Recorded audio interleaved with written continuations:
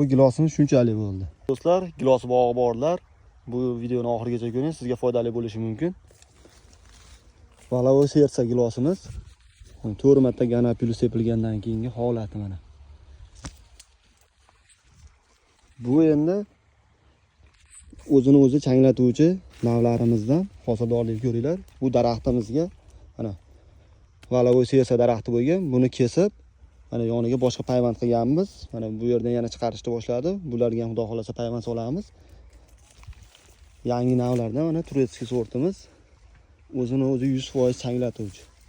Do'stlar, bu endi valovoy sersa gilosimiz.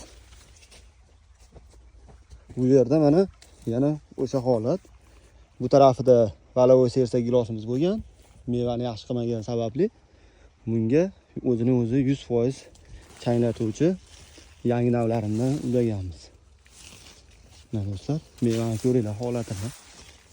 Mana hozirgi holatida bu gilosimiz shunchalik bo'ldi. Valovoy gilosimiz endi mana shu holatda. Farqni qaranglar. Bizni kuzatishda davom etinglar do'stlar. Xudo xolasa foydali, manfaatli videolar qo'yishda davom etamiz. Sog' bo'lasizlar, salomat bo'lasizlar. Like, podpiska esdan chiqmasin.